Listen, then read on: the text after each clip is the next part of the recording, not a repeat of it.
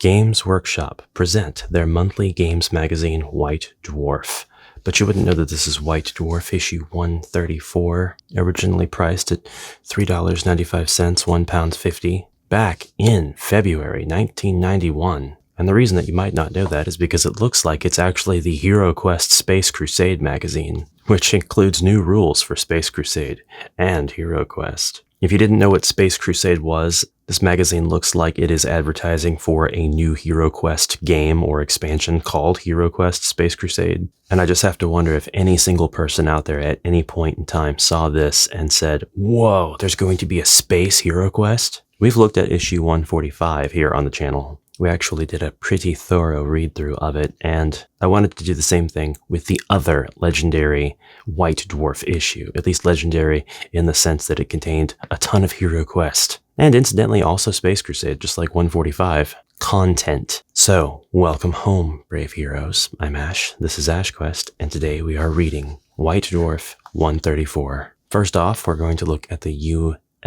almost said USB. This is the UPC barcode for anybody that needs it. On the back, we have this lovely heavy metal diorama presented. It almost looks like we have, it is 40K. I was going to say that was a bit hard for me to suss out until I really zoomed in and saw Eldar. Eldar versus orcs. At least I'm pretty sure that's what that is. I mean, we've got these lovely little model cars that a lot of the orcs are riding, these speedsters. These Mad Max style tanks. If anybody was going to have a Mad Max tank, it does track that it's the orcs. This one's the most impressive of them all, though. It's also the easiest to see. Let's open this thing up. I'm very happy from the inside cover alone. I see a book for Dark Future featuring this lovely character on the front by Jack Yeovil. And the book is called Crocodile Tears, with crocodile stylized to be spelled differently. We've also got Route 666 and Demon Download. But the reason that this makes me happy, and the reason that I actually am excited and love to see it, is because Jack Yeovil wrote Genevieve's inaugural literary appearance, which was Drachenfels. It was my first Warhammer book that I've ever read, and also just one of the finest books that I've ever read, incidentally, and that's the truth. I would more than be willing to read this dark future post-apocalyptic novel by this author. The contents of this action-packed issue include Games Workshop and Citadel Miniatures news, Games Workshop Luton grand opening, Space Crusade, new rules for Space Crusade, expanding the forces at your disposal for the alien player. There's Tyranid Warriors and Gene Stealer hybrids. To face the aliens, there's Space Marine Terminators, Space Marine Scouts, and Orc Warbands. Advanced HeroQuest, The Troll Slayer's Oath, by Ken Rolston. Troll Slayer Kill Therkerson, Killy Therkerson enlists the hero's help to return the magical dwarven warhammer Sobnirstane to the Temple of the Living Ancestor in Durag Dol, or Skaven, now defile the ancient halls of Clan Durag. HeroQuest, The Halls of Durag by Ken Rolston. This is the HeroQuest version of the above quest, and this was a trend that was followed in 145 as well, and a trend that I actually really like. Somebody designs a HeroQuest quest, then they design an advanced HeroQuest quest, or vice versa, and it's the same thing, just in different worlds, different game systems. When I say worlds, I mean mechanically. And that takes a degree of creativity that is worthy of respect. Next up, we've got the Wagazkol by Andy Chambers, Andy Goff's warband, picked from the new Goff Army list, 2,000 points of the meanest, toughest, and shootiest orcs you could ever hope to meet. How to Paint Your Warband by John Blanche and Mike McVeigh. The Golden Demon Awards 91.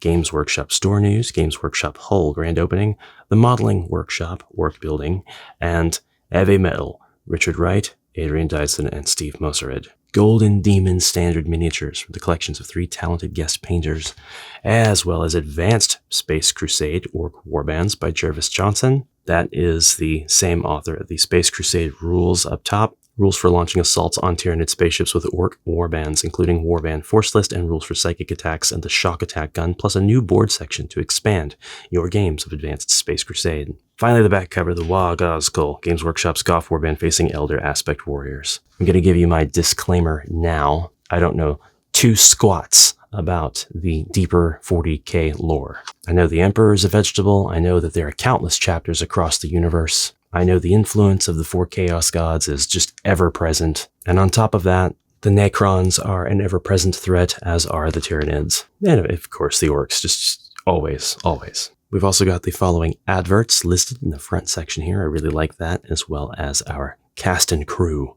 Many names which will no doubt feel familiar to you. So, first up, Games Workshop and Citadel news, HeroQuest and Space Crusade. In keeping with this month's focus on Milton Bradley Games' HeroQuest and Space Crusade, we talked to Steve Baker, designer of the games, about forthcoming supplements. Steve told us what's coming up for the next few months. For HeroQuest, there's the Dungeon Design Kit, an expansion that helps the evil wizard player design his own fiendish dungeons to challenge players with foul monsters and deadly traps. The kit will contain everything you need to design your own dungeons, including a dungeon design booklet and 4 sheets of dungeon feature stickers, plus a new large character sheet. Also in the pipeline is Against the Ogre Horde, a quest to destroy an ogre fortress hidden deep in the mountains. The expansion set will contain 7 Ogre Citadel miniatures, new rules on ogres and chaos magic, and 6 quests with new floor plan components. Looking further ahead, there's plans for a whole range of new characters, including, for example, additional types of wizard. More news on these when we get the details. And, as you probably know, Keller's Keep and Return of the Witchlord are already available. Both sets contain 10 new quests and are packed with orcs, goblins, and undead Citadel miniatures, plus new floor plan components. For Space Crusade, there's a mission design kit with rules for veteran Space Marines who've gained new skills and extra toughness by surviving numerous missions. The kit will help you design your own missions with 4 sheets of mission design stickers and a pad of Space Marine data sheets. Also for Space Crusade is Mission Dreadnought, in which the Space Marines are sent in to destroy a subterranean Dreadnought production plant on Kelmarth 6. The expansion contains 6 Space Marines, 2 Dreadnoughts, and new Space Marine weapons with rules for additional heavy weapons, Tarantula support weapons, and new Dreadnought classes, plus a 3-part mission. On the cards for Space Crusade, but still very much in the early stages, are Eldar and Tyranid supplements with new plastic Citadel miniatures. There will be heavy metal painting demos with Ivan Bartlett and Tim Prow demonstrating their painting skills. The White Dwarf price needs addressed. Although we've managed to keep the price of White Dwarf the same for nearly 3 years, we regret the continuing effects of inflation force us to increase the magazine's cover price next issue. From White Dwarf 135, the new price will be £1.95. The good news is that until the end of February, we'll be continuing to offer White Dwarf subscriptions at the current price of £15 or US $35 for 12 issues. So if you subscribe now, you'll be able to make an even bigger saving than usual. Over 35% off the new cover price. Here we go, just off the printers, is Here We Go, the new book of rules and army lists for orcs in Warhammer 40k. College Park grand opening is seen here. Anxious gamers began waiting on Thursday for the grand opening of Games Workshop's College Park. By Saturday morning, the queue had grown to sizable proportions. Games Workshop Vancouver news. We've had a lot of people asking our mail order service for hexagonal slaughter bases to make the Bane Blade model featured in White Dwarf 132. Unfortunately, we've stopped making this shape slaughter base. Apologies to all those who've been trying to get a hold of them recently. However, there's absolutely nothing wrong with using round slaughter bases for the Bane Blade. There's no shortage of these. There never has been. Finally, by some miracle, we seem to have lost touch with Simon Nicholson. If you're out there, Simon, please get in touch with Flame Publications. Simon, if you haven't done this yet and you happen to be watching, please reach out. We've got prototypes of some of the Citadel miniatures, ogres from the forthcoming HeroQuest supplement Against the Ogre Horde. I can't wait for that to come out. Here's our advert for Games Workshop Luton, the grand opening, Blood Bowl, Works, Warhammer 40k. This is happening the 16th of February, back in 91. Space Crusade takes up the next page. Terminators, Space Marines, Scouts, Orc Mobs, Tyranids, and Gene Stealer Hybrids in Space Crusade by Jervis Johnson. These new rules from Milton Bradley Games' Space Crusade allow you to take on the alien player equipped in the Imperium's dreaded Terminator armor, or at the head of a squad of Space Marine Scouts or mob of Orc boys. If you're the alien player, you can now include Gene Stealer Hybrids or awesome Tyranid warriors in your army. To use these rules, you'll need the appropriate Citadel miniatures from our vast Warhammer 40k range, available from any Games Workshop store or through our mail order service. Details of where to find your local Games Workshop store and how to mail order are given elsewhere in the magazine. Oh my goodness. So this is an example of Games Workshop saying, hey, you know what? We could sell these miniatures many times over. We can sell them for 40k, and we can sell them for Space Crusade. Let's do an article in White Dwarf. And I mean, it's not surprising. It's nothing new.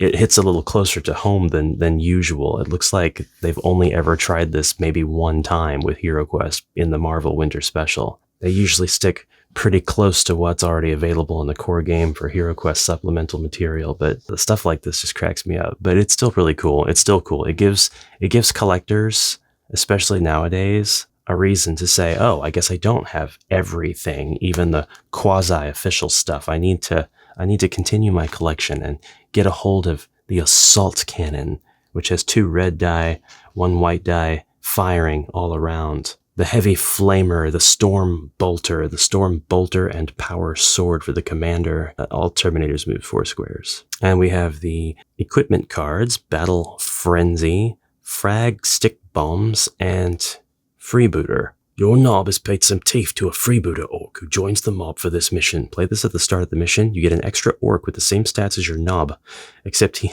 only has 1 life, and your choice of knob's weapons. Okay, back to the article. We've included new reference cards for Space Marine Terminators, Space Marine Scouts, and Orcs, a set of 12 Orc, Order, and Equipment cards, and an additional Alien control panel. Remove these pages from the magazine and stick them to thin card, then cut out the individual reference, order, and equipment cards. If you don't have a second copy of the magazine, you can photocopy the rules pages for personal use before cutting out the new components. If you don't have a second copy of the magazine. Terminator armor is constructed from heavy gauge plasteel plating and is very strong. The suit is heavily armed and contains its own independent power supply and life support systems. Almost all Space Marine chapters have suits of Terminator armor and train their best Space Marines to use them. The suits are valuable and often very old. Many bear scars or medallions commemorating past actions and are treated with reverence due to ancient relics. Most Space Marine Terminators are armed with a Power Fist and a Storm Bolter. Sometimes Terminator suits are fitted with a pair of Lightning Claws or with a Thunder Hammer and Storm Shield. These weapons make the Space Marine Terminator almost unstoppable in close combat. Space Marine Terminators also use heavy weapons. These weapons are larger and more dangerous than the versions carried by Space Marines in power armor, because the Terminator's armor can carry a much heavier load. A Space Marine player can choose to equip his squad with Terminator armor instead of taking 4 equipment cards. The Terminator squad has 1 commander, 3 Terminators, and 1 Terminator with a heavy weapon. The commander always has a Storm Bolter and Power Sword. The Terminators may carry a Storm Bolter and Power Fist or Lightning Claws or a Thunder Hammer and Storm Shield. The Terminator with the heavy weapon has a Power Fist and may carry a Heavy Flamer or an Assault Cannon. You must choose which weapons each miniature will carry at the start of the game. The following rules apply to weapons used by Terminators. Storm Bolter, Power Fist, and Assault Cannon rules are here. The Heavy Flamer and Lightning Claws rules are here. The Thunder Hammer and the Storm Shield rules are here. And the Self-Destruct and Standalone Storm Shield rules are here. On our next page, we have an entry for Space Marine Scouts. At the end of his basic training, a Space Marine joins the Scout Company of his chapter. Space Marine Scouts are fast and mobile and specialize in dangerous reconnaissance missions behind enemy lines. Their commander is a veteran Space Marine sergeant whose battlefield experience and bravery serve as an example for the Scouts. Only when a Space Marine Scout has proved himself in battle is he allowed to wear the precious powered armor that shows he is one of the Emperor's elite troops. Space Marine Scouts are armed with a bolt pistol and a large combat knife. The Space Marine Scout commander is also armed with a bolt pistol but carries a chainsword instead of a combat knife. One Space Marine Scout is equipped with a heavy bolter, which has been specially adapted so that it can fire Hellfire shells. We have rules here for using a Space Marine Scout squad. We have rules here for diving prone.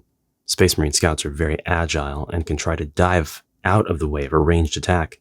The only exception is the Scout carrying the heavy bolter, who is too weighed down by the weapon to be able to dodge. Space Marine Scout weapons also start in this section of the issue, and it includes rules for the bolt pistol, the combat knife, the heavy bolter, firing as heavy bolter, firing Hellfire shell, and the chainsword. The reference card for Space Marine Scouts is here. This details their armor and their movement, as well as the commander weapons, scout weapons, and that includes the bolt pistol and combat knife, as well as the heavy bolter and Hellfire shell. This is definitely worth scanning and then printing using a color printer instead of cutting the page out of the magazine. We also have the reference card for the orcs. The orc knob has a value of 2 in armor, while the orc boys have an armor value of 1. I would have thought that the knob would have a lower value just because the name sounds so derogatory. You knob! Maybe that's a good thing in orc society. We've got the boys' weapons outlined here. which include the bolt gun and the heavy plasma gun, and then the knobs weapons, which include the plasma pistol, the bolt pistol and power sword, and the power claw and chain sword. Hand-to-hand combat and firing is possible here. On page WD8, we detail the orc mob. Orcs are large, green-skinned humanoid creatures with powerful limbs and heavy-jawed heads. They are a brutal race who love war. Orc-controlled parts of the galaxy are not very organized or coordinated. There are countless different tribes of orcs, and they all fight amongst themselves, as well as other races.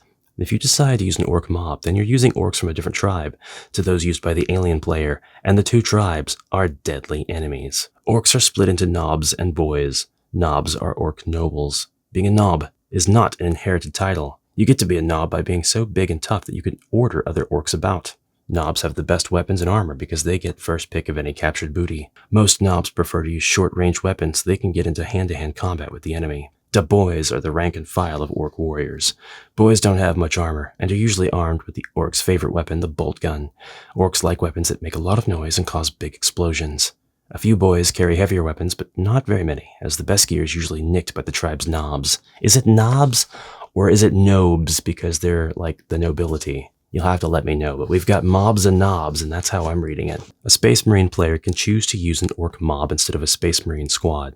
An orc mob, that is the wildest thing to me. That is so crazy. I guess it's really not that different from using the Eldar expansion, but it is also very different from using the Eldar expansion. An orc mob is led by one knob and has 10 boys. The knob is the equivalent of the Space Marine commander and has 6 lives. You can choose which set of weapons he carries from those listed on the orc reference sheet. The rest of the boys carry bolters just like those used by the Space Marines, except for 2 boys who carry heavy plasma guns. Orcs have their own set of equipment and order cards. We've included a set in this issue of White Dwarf. If more than one player wants to be an orc, you'll need to make extra sets of cards. You can photocopy the cards we've provided. This section now details the orc weapons, including the heavy plasma gun, the power claw, the plasma pistol. And we have a lot of art, by the way, included in this issue by the illustrator Adrian Smith. I've kind of been skipping by getting a good peek at the art up to this point, but 3 pieces by Adrian Smith. We have the orc order and equipment cards here, including Daka Daka, get a Zolkin move on, get the gates. Of course, we have a card called Wah, but it does have an R in it. I didn't know that we had a variant of this word. I've been typing it out pretty much the exact same way, but without that R. Bionic bits, power armor, custom weapon. This kind of looks like the, is it salt or is it suntan lotion? It's like the little dog running behind the girl in the bathing suit, kind of pulling down on her suit. Except it's a grot. Never mind. Pain Boy. Oh, the Pain Boy is the medic. And the bolt pistols. You don't get to have card backs on the other side. I'm sure they highly recommend you just buy another copy of Space Crusade, though. Tyranid Warriors and Gene Stealer Hybrids. These are 2 new creatures for the alien player to use. As long as you have the correct Citadel miniatures, you may include these creatures in your alien horde. Each of these creatures can be used to replace one of the other alien creatures if you choose. The descriptions below tell you which creatures can replace which. For example, Tyranid Warriors can be placed instead of androids. You don't have to use the new creatures. You can choose when you come to place it. So, for example, you could place an android one time and then choose a Tyranid the next. Where the creature you're replacing is included in the Space Marine victory conditions, a Space Marine player still gets to take the relevant token when the replacement creature is killed. For example, if you've replaced an android with a Tyranid and a Space Marine kills the Tyranid, the Space Marine player takes an android token if one is available. Next up, we've got a section on Tyranids. Tyranids have 6 limbs and stand twice the height of a man. I'll read some of this while I show you the Tyranids and Hybrids reference card, which includes the Tyranid with Death Spitter, Tyranid with Bone Swords, the Hybrid with Auto Cannon, the Hybrid with Missile Launcher, and the Hybrid with Conversion Beamer, as well as counters for Hellfire out of ammo. Tyranids' bodies are covered in a thick bony plate which protect them like armor. A colorless slime oozes over their bodies and drips from their talons. These terrifying creatures are invading the galaxy, killing everything in their path. There's no peace to be made with the Tyranids, only desperate war against the millions of invading Tyranid spaceships. Tyranids are very strong. One kick from the bony hoofs on their legs can crush a man's skull, while the razor-sharp claws on the middle pair of limbs could rip you to pieces in a second. But that's not all. The Tyranids are the ultimate genetic engineers. Everything they use is created from living tissue. 2 examples of Tyranid genetic devices are the weapons carried by Tyranid warriors in their remaining 2 hands, the deadly Death Spitter, or ferocious bone swords. Bone. The sword is made of bone, therefore it is constructed by living tissue. It's very strong bone. I guess I'll eat my words, actually. The bone sword is a living creature. The blade is a massively enlarged horn with a sharp serrated edge, and the hilt is the creature's small brain, which is able to generate a powerful surge of energy when stimulated by the wielder. This flows along the nerve tendrils in the blade, causing the sword to glow with crackling destructive energy, which is released as soon as the weapon hits its target. We continue on in this section explaining using Tyranid warriors. You pick what weapon the Tyranid is armed with, a Death Spitter or a pair of bone swords. Before we move on to the Gene Stealer hybrids. Gene Stealers infect other living creatures with a deadly genetic virus instead of killing them. The virus is passed to the children of the infected creature who are born as monstrous Gene Stealer hybrids. The hybrids can in turn pass on the virus to new victims. Hybrids vary greatly in appearance depending on the number of generations that have passed since the initial infection by a pure strain Gene Stealer. The more generations that have passed, the more like a human the hybrid looks. Hybrids are not nearly as strong or tough as pure strain Gene Stealers. However, they still have one or two hands rather than only claws and talons like a pure strain Gene Stealer. This means that hybrids are able to use weapons like bolt guns or bolt pistols, as well as heavy weapons like missile launchers, autocannon, and conversion beamers. This section explains using Gene Stealer hybrids. You place hybrids instead of Gene Stealers, which might have been obvious. If you pick any other weapon, you can choose to place the hybrid instead of an orc. That is, if you pick one of the heavy weapon armed hybrids, you can choose to place the hybrid instead of a Gene Stealer. Gene Stealer hybrid weapons include the missile launcher, the autocannon, and the conversion beamer. This is a pretty happy section, and I'm glad to wrap it up. Although we do have the advanced Space Crusade version of all of this to look forward to, we'll probably glaze over that mostly. Next up, we've got Advanced HeroQuest, The Troll Slayer's Oath by Ken Rolston. The ancient dwarven halls of Duragdol has been overrun by Skaven. Maybe they just want some cheese. That dwarven cheese is pretty good, bro, I hear. The heroes must journey deep within the World's Edge Mountains in the company of a fearless troll slayer, Killy Theckerson, Sognarstein, to the Temple of the Living Ancestor in Duragdol. Oh, I skipped a line. Killy has messed me up every time I've had to read his name. Killy has taken an oath to return Clan Durug's ancestral heirloom, the mighty warhammer Sognarstein, to the Temple of the Living Ancestor in Duragdol, and has enlisted the heroes to help him. So begins a dangerous battle against the Skaven and their mutated beasts. This is a quest for 4 to 6 heroes accompanied by Killy Theckerson, and as many other henchmen as the heroes wish to bring along.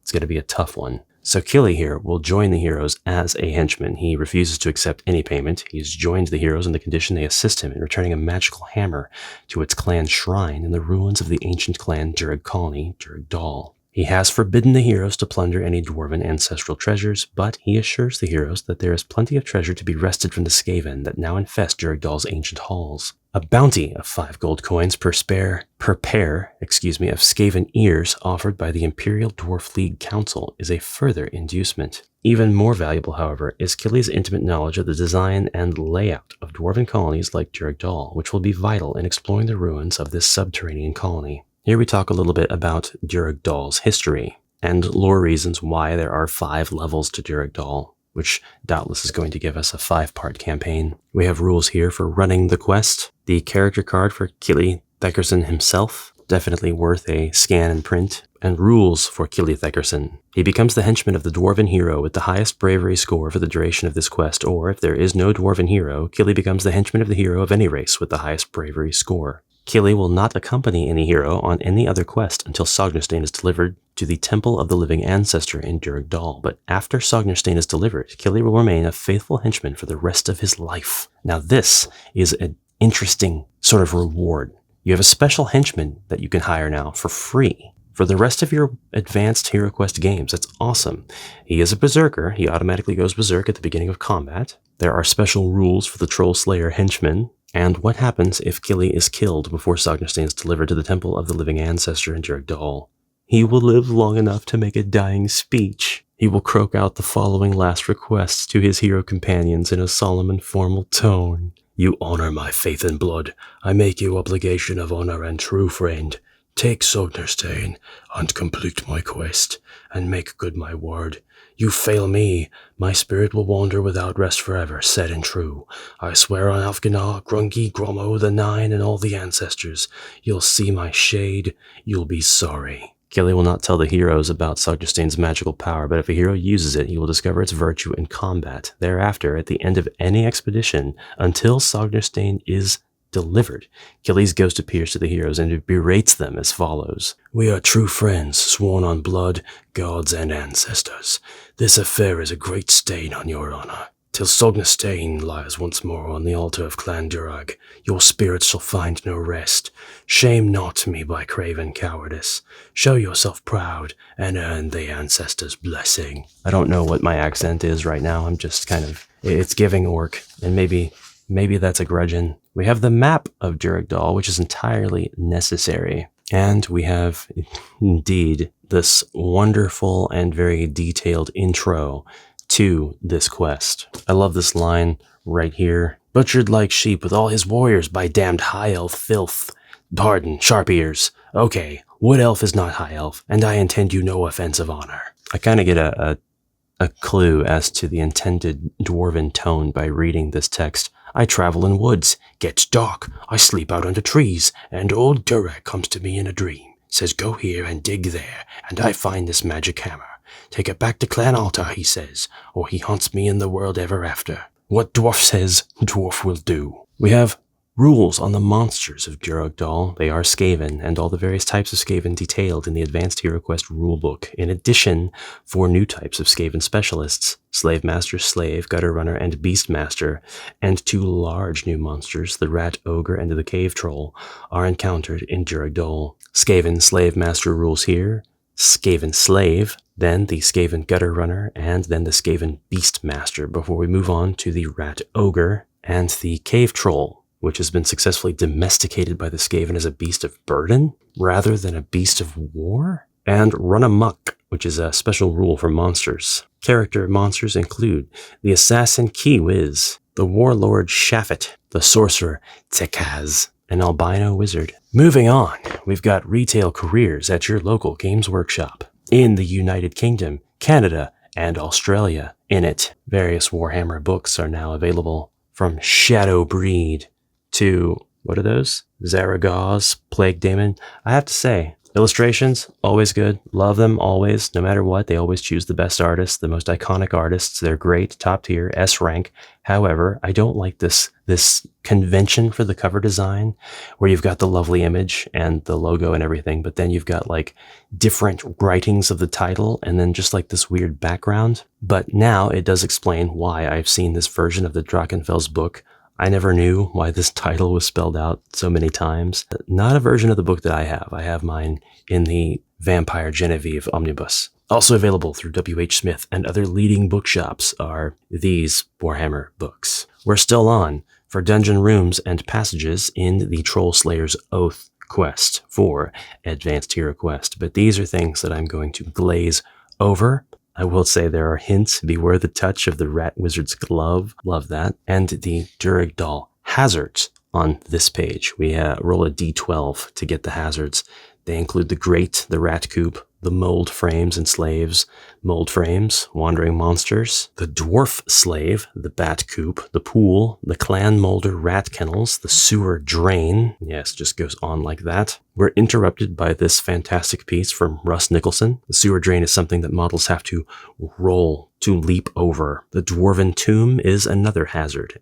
We do have a treasure table on the Dwarven Tomb, though, but I'm pretty sure you're not supposed to be raiding Dwarven Tombs for loot. We've got Quest Locations map key here. Following up is the Duragdal quest locations. And yeah, I was right. We've got 5 levels. Level 3 is the main shaft. The main shaft. As you reveal the layout, explain carefully to the players that there are no walls on the interior sides of the outer walkways and no walls at all on the walkway that crosses the main shaft. A lovely illustration from Paul Bonner, my favorite so far. We have this dwarf getting ready to bonk these Skavens with his axe from behind. Love it. Here is the map that I was detailing a bit earlier, talking about no walls. Of course, it is very possible to fall down into oblivion. The main shaft map key includes choke magic traps, fireball traps, the guard chamber, stairs up and out, portcullises, and others. Level 4 is the Gauntlet, and it's going to look like this, and the Gauntlet is an apt name for what's going on here. No walls. These 3 rooms form one long hallway. I don't like when they do that. The map key explains the portcullis, the gauntlet hall, the secret door, and the secret rooms, as well as the secret passage and the portcullis. Again, a different portcullis. Level 5 is the Kinhearth. We have one more Russ Nicholson illustration here. Actually, I think it's a copy of the last one. It is not. I must apologize. Not the same. Same setting, probably the same battle. We have our Kinhearth map key right here. You'll start at the stairwell at the very top of this and work your way through until you've completed all of the objectives to win this scenario. But the map key does include the Kin Hall, the Clan Moor's Hearth, the Slave Quarters, the Earl King's Hall, the Hearthguard Barracks, the Earl King's Hearth again. I didn't say that one yet. The Ancestor's Hall, the Temple of the Living Ancestor. And a lot of, if this is the case, then read this section. Leaving Duragdal, everybody will gain a fate point if they succeed in delivering Sognarstein to the altar of the living ancestor, if they have slain or otherwise removed every Skaven from Duragdal, and if they have not plundered dwarven treasures without dedicating them on the altar of the living ancestor, each hero is awarded 2 fate points. If you have looted from a dwarven tomb, and you left Duragdal with this treasure, you must dedicate that treasure, or at least swear on the altar of the living ancestor to dedicate the treasure, to the restoration of the Dwarven Empire. Otherwise, that hero loses 1 fate point permanently. The living ancestor of Duragdal is still a powerful spiritual presence, and his curse lies heavy on any who would plunder the burial gods of the clan. Burial goods, excuse me. We have all of these lovely details for the various figures that you should be purchasing and using for use with this scenario. Thank you, White Dwarf, for selling us these Citadel miniatures yet again.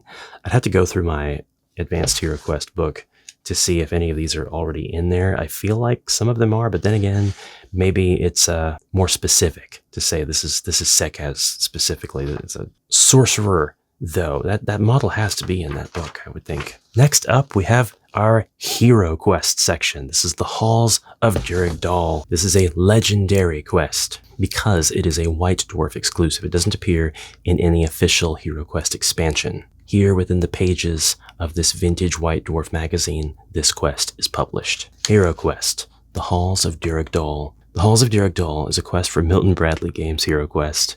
Included with this quest are new rules for using Skaven in your HeroQuest games, and an option to include Killy Theckerson as a Dwarf Troll Slayer player character. There's Killy again. What did I tell you? This is the HeroQuest version of the Advanced HeroQuest campaign we just looked at.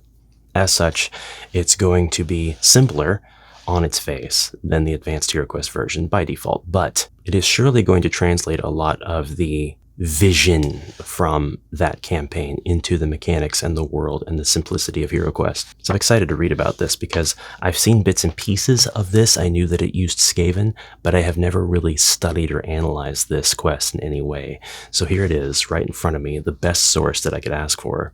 The Halls of Duragdal. In the First War, Dimrond Adurog, the Earl King of Clan Durog, was a mighty warrior in the armies which cast down Morcar, Lord of Chaos, and the legions of the Black Banner. Dimrond and his clan perished in that great battle and were laid to rest in Duragdal, Clan Durog's home and hearth, deep beneath the roots of the World's Edge Mountains. Duragdal now lies in ruins, occupied by the vile Skaven, Ratman servants of the Lord of Chaos. You must go there and retrieve Dimrond's magical hammer, Sognarstein, and the other treasures of Duragdal.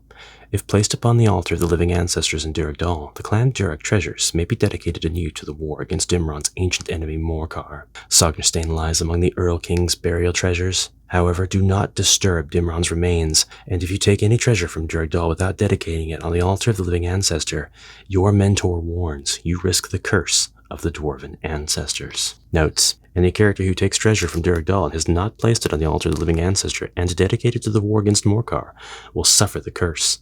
The cursed character defends with 1 fewer defense dice than normal until treasure taken from Duragdal is surrendered as an offering to the avenging ancestors of the dwarves. The Tomb of Dimrond Adurog. This is a quest note, so we're going to look at this map while I kind of go over the key and point out the various locations. I do not see a door at the edge. I do not see the staircase. I have to assume we start here. Yes, this must be correct. We must start in this upper right corridor. Strangely, there's nothing that actually specifies that. But after we fight a couple of Skavens, which are denoted by their SV, we have our quest note A, just past the absolutely diabolical and should be illegal pit trap past the door to the second room here. You could call this the door to the second room. This is the cupboard with rats, and it includes quest note C. But if we're working our way through in this order, which is usually smart quest note order annotation, then I believe we can assume that we can start in this upper right corridor. So, A, the tomb of Dimrond Ajirog. The likeness of Dimrond is carved in stone upon the tomb. Ask if characters wish to open the tomb to search. If they do, a skeleton appears in a vacant square adjacent to the tomb. Quest note B, the secret treasure vault. The chest is trapped. Unless the trap is disarmed, anyone opening the chest will lose 1 body point. The chest contains Sogderstein and 100 gold coins. Sogderstein the magical hammer. Sogderstein allows you to roll 2 combat dice and attack. You may also throw Sogderstein. If you throw the hammer at a monster and it dies, the hammer ends up in the square where the monster died. It cannot be used again until you spend an attack turn on that square picking up the hammer. If the monster attacked is not killed, Sogderstein returns to your hand automatically and may be used next turn. Elemental magic spells have no effect on a character who possesses Sogderstein. Sogderstein is a quest treasure. The player who finds it may keep it and should record its powers and special abilities on his character sheet. Quest note C is the rat kennel. Place 2 rats on top of the cupboard. Any character that ends his move next to the cupboard is attacked by rats with 1 attack dice. The character may defend normally. The rats are too numerous to kill, so ignore all character attacks. Quest note D is the main shaft. The large central room is the main shaft running down to the dwarven workshops and mines. Explain to the players that there is no wall around the central room. Instead, they see a pit shaft dropping away into darkness. They can also see the 2 Skaven across the shaft. These Skaven begin throwing sling stones at them as soon as the characters are seen.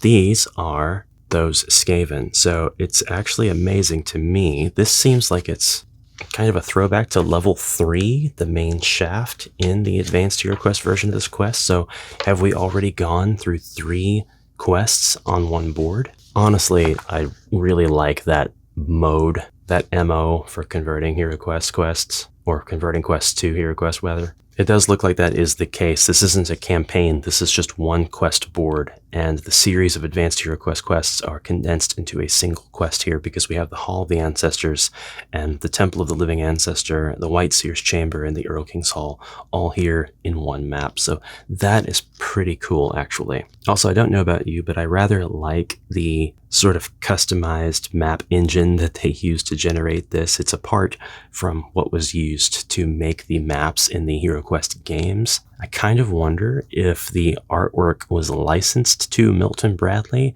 and they couldn't use the exact symbology to include here in White Dwarf, even though it is Games Workshop's property. Perhaps the license that they granted Milton Bradley meant that they actually could not reproduce those symbols here. Or maybe they just chose this different convention to make it slightly more readable, because there's nothing wrong with having text in circles to represent monsters, in my opinion. In fact, at a certain point, different monster icons start to become a little bit muddied. It starts to be a little bit difficult to read them when you're dealing with multiple expansions. Going from the base game to an expansion and playing one expansion at a time is always fine, and that's usually very easy to do, even with the contemporary HeroQuest game expansions. But when you start combining expansion elements and you're making your own custom maps, like you would if you were on HQuest Builder, overkill using a whole bunch of different monsters that really muddies things up, just from a visual standpoint. All right, back to the quest. E is a false door trap. F is the gauntlet. We're already at the gauntlet. The Rat Ogre and Skaven know about the falling block trap and do not move into the trapped square, but we have 3 Skaven and our Rat Ogre. If we can get through the gauntlet, we have made it to a small room, another pit, a little corridor. We have a secret door that leads to a weapons rack, and we have an empty room that leads into a corridor, which you can get to by jumping over the pit after dispatching the Skaven at the end of the main shaft. And you can travel north, but there's really nothing to find here. So going back to the northwest room quadrant, we will make it to the Troll. The Kinhearth is the quest note here. Quest note: the fireplace is decorated with stone carvings of the Clan Durug's exploits in the First Great War against Morcar. Quest note H, in front of the bookcase, is the Hall of the Ancestors. In the bookcase, the characters find the chronicles and family records of the Durug clan. Bringing these records out of the Durug Dole to the Dwarf League earns a reward of 50 gold coins. So here is the caveat. You can find treasures, you can obtain treasures. It's treasure from Durug Dole. You will eventually place it on the altar of the living ancestor and to dedicate it to the war against Morcar. But doing so means that you are going to roll one less defense die due to the curse of the dwarven ancestors. The incentivization here is that you will get these because when you turn them in, you will earn a reward that you can use later, gold coins. Going east from here brings us to the room with the sorcerer's table. This is the temple of the living ancestor. Characters entering this room hear an eerie chorus of hoarse, whispering voices say, "Dedicate your treasure on this altar and receive our blessing." Any treasure taken from Duragdol and not dedicated on this altar earns the curse of the dwarven ancestors. Going west, we make it to the White Seer's chamber, and there's the alchemist table and WS, which is the White Seer. This is a very dangerous Skaven. When a character enters this room, a globe of poison gas smashes to the floor, filling the room with an acid, stinking green vapor. For 3 combat turns, any creature in this room except the White Seer, who is immune to the poison, is attacked with 1 attack dice of poison in the evil wizard's turn. A rolled skull means the victim loses 1 body point. The victim cannot roll defense dice against this poison attack. The White Seer may also attack normally in each turn. Finally, we have quest note K. Well, I say finally, but actually I see that there's a quest note L, so this is going to continue on to the next page. Where is K? I see L. Where's K? G, H, I, J. We can't go north. Hey guys, where's quest note K? What am I not seeing? It's got to be right in front of me, right? There's K is the Earl King's Hall.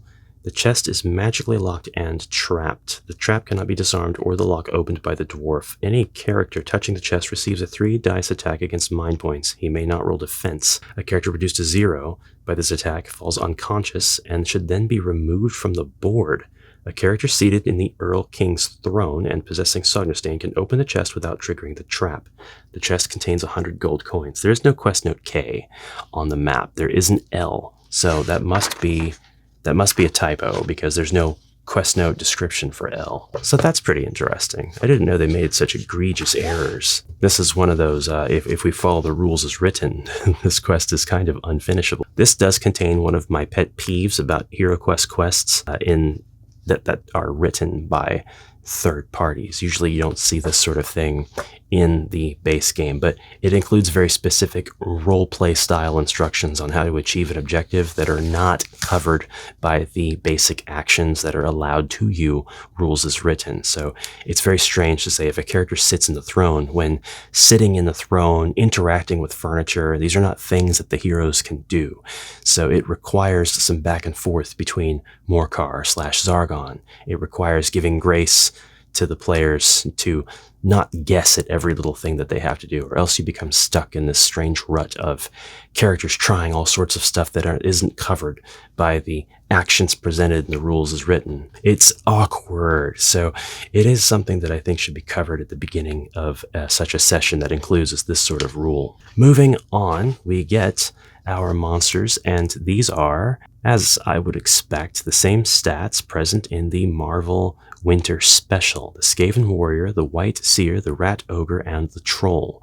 I didn't know that these monsters were also kind of defined in this issue of White Dwarf. So now I know that. That's really cool. It makes it a little more accessible. Maybe a lot more accessible, but I actually don't know Marvel Winter Special versus issue 134 of White Dwarf, which one is more populous out there. For those of you who are not familiar with these 4 monsters, this section will explain these monsters. It's old news to me because these monsters are covered in the Winter Special, which is not White Dwarf, but a HeroQuest magazine specifically. There are special rules for Skaven Warriors and White Seers, as well as Wandering Monsters. Any Wandering Monsters you meet in the halls of Duragdol are Skaven. Now, for Kilith Threkton as a player character, you can play him as a Dwarven Troll Slayer instead of the Dwarf player character. So again, sticking to 1 dwarf per party. Use the following information to fill in your character sheet. You are a Dwarven Troll Slayer. You are a fearless warrior, careless in defense, but inspired on the attack. You always disarm traps that you find, and you may remove any visible trap in the same room or passage. You will throw 3 combat dice for attack, 1 for defense. You will throw 2 standard dice for movement. You have 3 mind and 8 body. Dwarven Troll Slayers can use any of the equipment cards except plate armor, which cramps a Troll Slayer's extravagant battle style, and the crossbow, which is a weapon for cowardly peasants. This is a great character.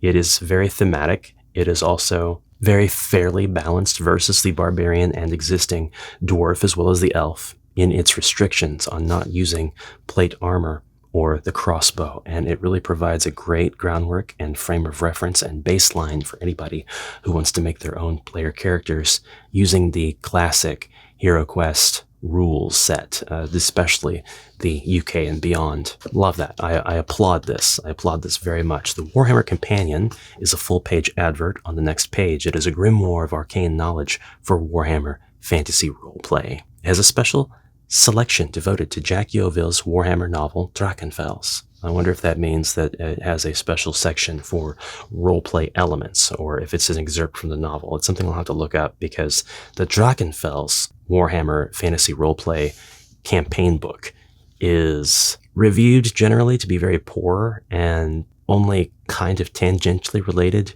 to Drachenfels, the novel. I think Drachenfels has so much potential to be an awesome campaign, and I guess it really wasn't realized in that companion, or in that campaign book, excuse me. So I'd have to see if that is something to look at there. The Wargazkroll Goth Orc Warband. Lovely, lovely paint jobs, old school, very bright colors. We didn't go crazy with the shading like we do with today's characters, which I don't mind. It's just a different style. This talks about the Gazkul Tarknash, a sample Goth warband by Andy Chambers. This is not something that I'm going to go over in detail, but I will tell you, this does deal with the war boss Gazkul, the war boss and retinue Gazkul Mag Uruk Thrak. The retinue nobs. I have to take 5 nobs in the retinue. I'm going to need a strong group for storming objectives, so I'll make the retinue nobs into a tough close combat unit. That's actually Andy's voice. That's exactly how he sounds. Retinue odd boys. And we go on to talk about the big mob, as well as the first mob, Nazgûl's mob, the second mob, Nafrot's mob, the third, Narbog, the Nob's mob, the Bad Moon mob, which is Morbog's mob, the Evil Sun's mob, Grog's mob, the Freebooters mob. There's really more work speak here than I want to continue on with, because it's about to hit a record high for the amount of orcish lingo spoken in a single video for my entire channel. But we have the Boss Household, which details all of Gazkul's Goth Warband, no doubt illustrated by greenskins in his very unit. Not sure if they would have made the goblins do all of this, or if they would have employed orcs. We have a Citadel Miniatures way to paint your army for how to paint your orc warband. This talks about stage 1 basic colors. I'm actually going to go over this just a little bit. They've only covered the Goths here, but you can use this information to help you paint orcs from any clan. Being somebody who doesn't have 40k orc clans to paint, I would wonder if we can extrapolate this information to cover pretty much any unit from any of the Games Workshop or any board game miniatures in general. So stage 1, basic flat color paint scheme. Paint all the areas in the appropriate colors with no attempt to shade or highlight the sculpting of the miniature. Keep the colors bright and clean, and keep neatly to the edges of each area. The following 4 stages can be added later if you want, as your skills and techniques develop. Okay, so stage 1 is the entire paint job. Step 1, draw lines. Step 2, draw the rest of the owl. Stage 2 adds line work to some of the detail and edges of the painted areas. This emphasizes what you've got and requires a fine-tipped brush, a steady hand, a good light source, and more dilute mix of paint so it flows easily. Stage 3 adds ink washes to the base colors. The dilute wash falls into the depressions on the model, enhancing shaded areas and giving a 3-dimensional effect. Now, speed paints, they probably do stages 1 through 3 for you, as is their namesake. Stage 4 is painting on highlights to further enhance the 3-dimensional effect. Stage 5 is a special stage, the Collector Standard, with full detail work, conversions to the miniature, and with fully blended highlights and shading, demonstrated by Mike McVeigh. The examples shown have all been painted with Citadel paints, inks, and brushes. The metal castings, plastic arms, weapons, and bases were trimmed clean with a modeling knife, assembled with super glue, and undercoated with a thinned skull white and an old brush. And an old brush, I like that. We go on to detail these fine paint jobs. Really love these old hammer goblins. The Snotling herd, I knew those were Snotlings. Grotslag, Scretch, and Herd, and Runbot. Balgrot's Freebooter Band. We've got so many guns and lasers and blasters here. Retinue knobs in power armor. The big mob with the dreadnought and vehicles painted to stage 4 standard. Man, Snotlings? I didn't know Snotlings were in 40k. That completely threw me. Maybe they're not in 40k anymore. Make sure you don't miss a single issue of White Dwarf magazine. Subscribe now. Here we have the Golden Demon Awards 91. The single miniature winner in 1991 was, we're not really talking about the previous winner. We're explaining what these different categories are. You can win in single miniature, mounted miniature, monster, command group, epic battle piece, vehicle, or diorama. You could have entered pretty much from anywhere, in Britain, in USA, and Canada, probably everywhere that Games Workshop products were available. Although I do know that HeroQuest was distributed in other non-English speaking countries, and I don't see those countries listed here. So it's quite possible that you couldn't enter the Golden Demon if you were from Germany or Italy and so forth. Maybe I'm wrong. Maybe there are additional details available, and maybe they're even in these pages and I'm just glancing over them, not really noticing them. The Games Workshop hull on 30 Paragon Street opened here. If you bought any 2 red dot items, you'd get 1 yellow dot item for free. You could buy Space Hulk and Advanced HeroQuest and get Deathwing for free. And I think that's a fantastic bargain, even if it were on eBay, because Deathwing is hella expensive, even if you consider how expensive Advanced HeroQuest is and how Space Hulk even dwarfs AHQ in terms of how much more they usually goes for. Did I just say how much more they usually charge for it? How much more it usually goes for. My mouth is going faster than my brain today. This is the Hydra from Marauder Miniatures, the Chimera, and those are just awesome looking monsters. The Cockatrice is next. You have to assemble these huge bad boys. The Dwarf Giant Slayers, there's a whole band of them. The Dwarf Troll Slayers. Trolls seem really stupid. I'm not really, if they're more like beasts of burdens in the Warhammer / HeroQuest world, then why on earth do we have like troll slayers? Why do we not have like cow slayers and bull slayers? Maybe a dwarf's cousin got killed by a bull because he happened to be in the wrong farmland at the wrong time and the bull gored him. I mean, it just seems like that would be the logical extreme. Next up, we've got the trolls. Oh, they look so cool. They're so varied. All 6 of these guys are so different from one another. Very, perhaps regional differences. Next up, we've got the Modeling Workshop, which talks about Warhammer 40k orc building, and this includes the tools and materials you'll need, how to follow safety first thinking, making the orc building, orc settlements. We've got sort of diagrams to let you know how the different sections will go together, and you can make this yourself by cutting out these sections to scale, measure it out properly, of course. We've got plenty of photographs to give you examples on how things should look as you're going along following the guide. There is a painting guide, of course, naming off all of the proprietary Citadel colors like Blood Angel Orange. Make sure you dry brush it with chainmail. Only Games Workshop could pull off something like this. Back then, and probably still now, we have Heavy Metal Richard Wright. These are stunning examples of the paint jobs that Richard Wright has provided. He has a blending technique, really the close-up of the book pages here showing the detailed illuminated script.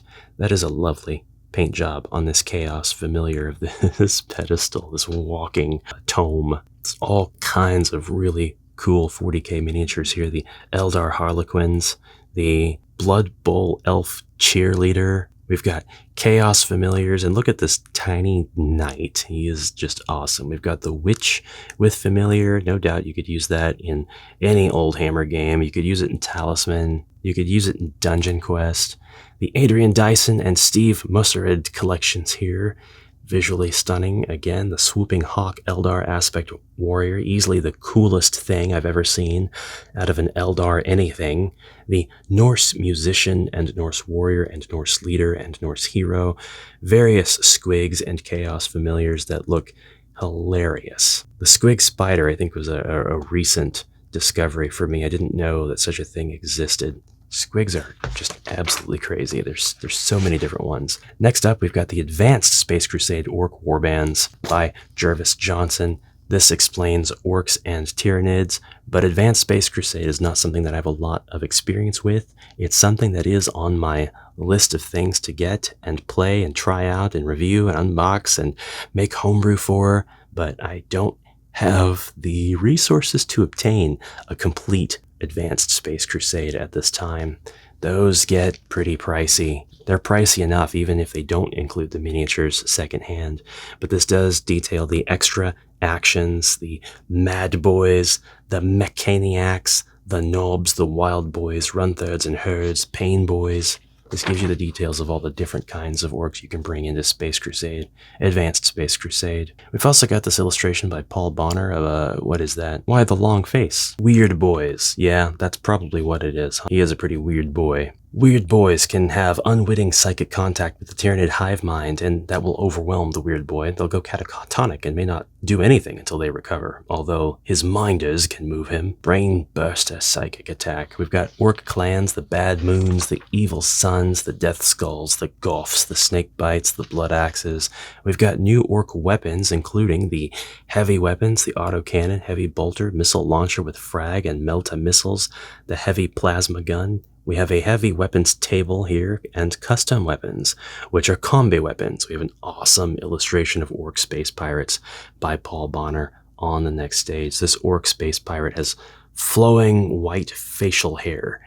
That's amazing. It's simply amazing. Here's a glance at the heavy weapon table, the heavy weapons, and the custom weapons tables for those who would like to see them.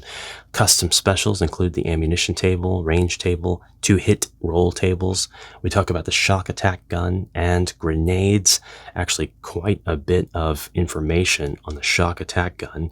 Finally, we have the Orc Warband Force List, which details all your stats needed for the War Boss and Retinue, Big Mob, Boys Mob, Mad Mob, Wild Mob, Extra Odd Boys, the Herds, and the Ogren Mob, which will have 1 Ogren leader and 4 Ogrens for 150 points. We have new board sections, which, yeah, again, find these, scan them, print them, get these nice little puzzle pieces cut out after you glue them onto some nice hard cardstock, and you've got these beautiful new board sections. You can replace one of boards 3, 4, or 5 with a new section when setting up an ambush. The Tyranid player can choose which, if any, of the board sections is replaced with a new section. Yeah, you've got your details here, your instructions on how to take this and make it physical.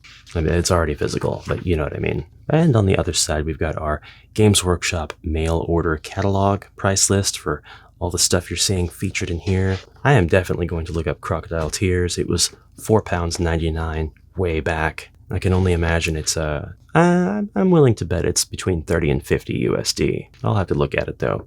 We've got our Space Orc Boys designed by Kev Adams, and then our penultimate pages. The Space Orc Boys continued, designed by Kev Adams. So many sculpts, so many variants, so many poses and positions, so many different weapons, and all just finely detailed, as always. A collection worthy of the name Citadel. We have Skaven, designed by Jess Goodwin, and that's a name that I've seen before, and I always see it attached to Skaven sculpts. We've got clan rats, we've got slaves, we've got warp fire throwers, we've got the Giselle team, we've got warp fire throwers and gunners, we've got wounded Skaven. Now that's interesting. A Skaven laying down on the ground. You buy about 50 of those. I could see myself buying 20 of these for use with Mighty Warriors if I really wanted to spruce up my Mighty Warriors game. That's not all that we have for the Skaven. The best sculpts are on the very last page here. Clan Scryer with Poisoned Wind Globe, the Plague Monk with the Warp Scroll and Dagger